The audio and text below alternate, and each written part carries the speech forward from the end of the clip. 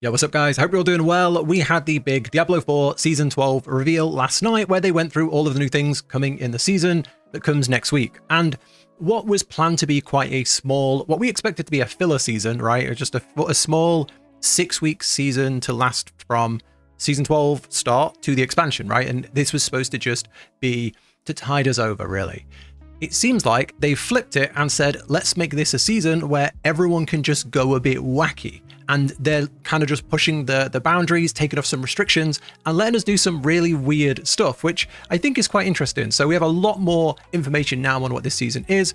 And if you've seen nothing, let me, before you go, really, look at this. This is one of the things coming in the season that we'll be talking about is you can become the Butcher. You can become the Butcher. The season is called the Season of Slaughter, and you can become the Butcher as part of this, including all of his abilities. You'll have a full action bar at the bottom of all of his abilities, the hooks, the charges, everything you see here. You know, they showed a little bit of gameplay and we'll go through everything now, but this looks really interesting. So become the Butcher. For the first time in Diablo history, assume the form of the iconic adversary, the Butcher. And this isn't going to be a permanent thing where like you can just permanently be it once you reach a certain level, or it's not going to be a new class or anything like that. What it'll be is similarly to how you have shrines, which make you have some wild powers for a limited amount of time. It'll be like that. There'll be these things in the game that you can find, and they will turn you into the Butcher for a limited amount of time. So they show down here there is going to be the Grizzly Metamorphosis. Earn meaty offerings, a new consumable which can be used at Shrines of Slaughter in a new Helltime event, and there's also going to be one in other areas such as a PvP zone, things like that. So there's going to be a few ways to turn into the Butcher and just go a little bit wild. And we'll talk about it later, but this is all about the streaks. So the more enemies you defeat, the higher the streak you'll get, and the more damage you do, and the more your gear, the stats on your gear will increase, and loads of benefits come from getting a longer and longer streak. And I'm guessing if it's done right, becoming the Butcher will make you overpowered and be able to continue these streaks even longer. Now, there is obviously a worry that the Butcher isn't going to come close to how powerful we can get our characters. So hopefully it's super OP or it scales. So if we've got tons of damage, the Butcher then has tons of damage. Hopefully there's some way for it to scale, because you don't want to be in a position where the Butcher isn't as powerful as we are, so we don't take the shrine. So who knows, we'll have to wait and see. And there's also a thing called slaughterhouses, which is where you can go into like a dungeon type event where you are permanently the Butcher in that zone, which is going to be cool. So we'll see what drops there, what's there. I'm really excited to see this because, I mean, if you've played Diablo for a long time, this is huge. This is really, really fun. And like I say, this season is being sold as a fun season. Okay, now for the streak system, and this isn't anything new. We knew this was coming. We saw this last time we looked at Diablo 12.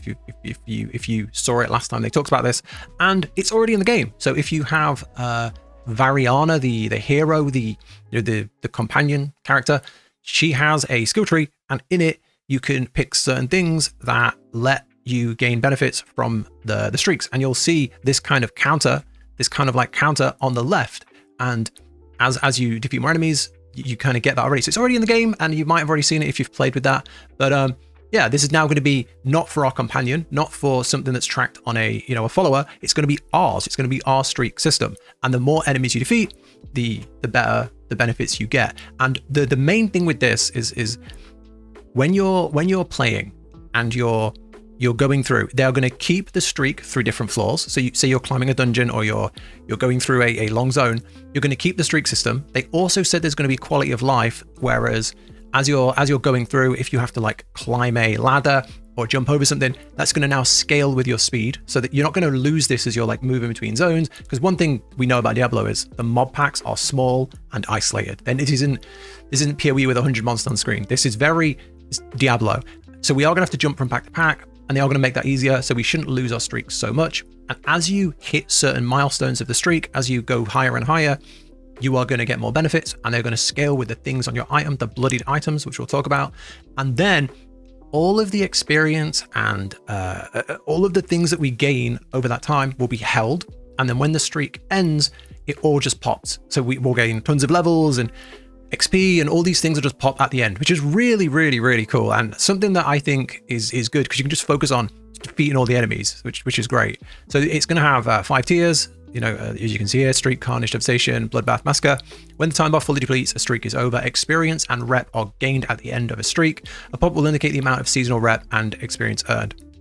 What I would really, really, really like here is if the gear could come out at the end as well. If the gear could come out at the end of the streak, that would be amazing. I mean, if you could just zerg through a Helltide for like 30 minutes, keep a streak, and then you have this just pop at the end of just hundreds of items, that would be fun. But hey, let's see how it plays. Okay, now for the bloodied items. This is the thing that makes the streak worthwhile, because right now a streak is nothing except for how it impacts your items. And they've already showed that this is going to tie into different systems, and this is what that's going to look like. So they've said here there's going to be some adjustments based on PTR, make them better. And this is going to be tied to your streak tier. So we talked about the 5 tiers of the streak earlier. So the more mobs you defeat, the higher the tier you go. And then you're going to hit certain milestones, which is going to impact the bloodied items. So think of the stats on your items already. You're going to have an extra affix at the bottom called bloodied, and it will look something like this. It's going to be split into 3 compartments: Rampage, Feast, and Hunger. Rampage items will increase your damage, Feast will increase combat bonuses, and Hunger will increase your rewards. So think like defeating elite enemies drops runes more frequently. If you have that at max tier, if you're at, what was it, Rampage? Massacre. If you're at Massacre, you're going to get even more runes. Maybe it'd be like, 2, 4, 8, it was like 15% maybe, right? That would be really interesting, right? And if they had that for all of the different things, like increased renown, increased experience, that's very exciting. Then we have actual damage ones, movement speed per tier, every 40 enemies you defeat, reset 1 random cooldown. We've seen things where it's like, as you're rampaging, you gain berserk, things like that. So it's going to be very interesting how this works. These ones tied to armor, these ones tied to weapon, these ones tied to jewelry. So you'll always have a mix of all of them, and they what's the word? They all go together at once. So it's not like you can only have one item. They stack. So you'll have all of these impacting at once, and all of your gear can be both ancestral and bloodied. So it's not like you have to choose, do I want a really good item or do I want a bloodied item? As long as you're not using a unique, which I don't think can be bloodied. I've seen no mention of uniques. You'll have a lot of these items as bloodied, which is really cool. So I think we can make some pretty wacky stuff here, and I'm quite excited to see how this works. Like I say, the one thing that always worries me with Diablo is how small the packs are. How hard is it going to be to get to like 500 mobs defeated when there are only like 9 on screen at a time? But we'll have to play it and see. And then there's the slaughterhouse, and then the next thing is the bloodied sigils. So evoke the power of burning hells and set a fearsome combatant on your trail. So basically, as you go into dungeons or whatever the sigil is based on, so a dungeon, a lair boss, a infernal horde, if it is a bloodied sigil, you will be hunted by the butcher. As you can see here, the butcher will join you in the boss fights in the dungeons, and every time you defeat him, he will come back. So it's going to make things a lot harder, especially if you are playing a weak build, or if you're a bit squishy and you're trying to like push into something a bit higher for you, then this is going to make it pretty challenging. But on top of that, it's going to give you better rewards. When playing the bloodied activities, enemy health bars will display the level difference between their current level and how difficult they are in the bloodied content. Each bloodied sigil carries a bloodied affix. Relentless Butcher, the infamous purveyor of human. Anyway, you get chased by the butcher.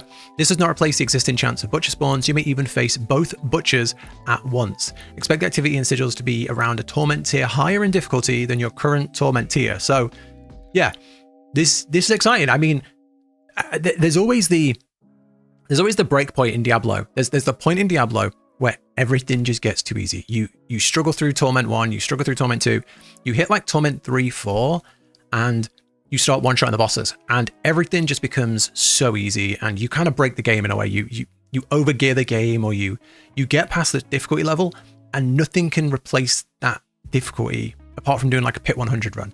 This, where it says it could be a tier higher, could be very, very, very fun. So I'm quite excited for that. For those who seek glory in equal measure, blood-soaked sigils are the truest test of strength, scaled to roughly close to a Pit tier 100. So yeah, drop guarantee drops of multiple bloodied items. So yeah, overall, I mean, this looks really exciting. It's nothing, game breaking. It's not like a new piece of endgame content, but it's something that's going to affect all of the content and make it harder. And the best thing about this entire season, what have we not seen? Seasonal powers. No mention of seasonal, that stupid square box with 6 diamonds and then a big board at the bottom full of things you have to pick. There's none of it. I've seen none of it in this season. And that's it for the seasonal stuff. Now let's talk about the new uniques they're adding. So we have the Blood Mad Idol, which gives us a bunch of stuff. Damage reduction while injured. You're always berserking, but take increased burning. Increased damage is burning over 8 seconds while burning. Berserking grants an additional damage. Usable by all classes. Okay, pretty interesting. You can be berserking on a druid, which is cool. And then we have the Wendigo brand. Every 15 enemies you defeat in the last 30 seconds increases your damage dealt by 2% and maximum health by 1%. Interesting. I don't know. Like I say, all of this is really the fun of this season is gonna depend on how much density we have. If you think of like an infernal horde, they're rammed with monsters. You just turn left, there's 30 monsters. You move right, there's 30 monsters. They're just everywhere on the screen all the time, and they just keep coming. If you're doing like a Helltide, it feels like it's so hard to find just a big pack of monsters. So how fun this is going to really depend on that. Then you've got the Respite and Dirk, so it's got a bunch of stats, and then increased damage to isolated enemies. This is your boss smasher, 100% increased damage to bosses, basically. That's what that is, because bosses will always be isolated, generally. You've got the weird skin unique. You've got some attack speed, some crit, etc. Ranks to core skills.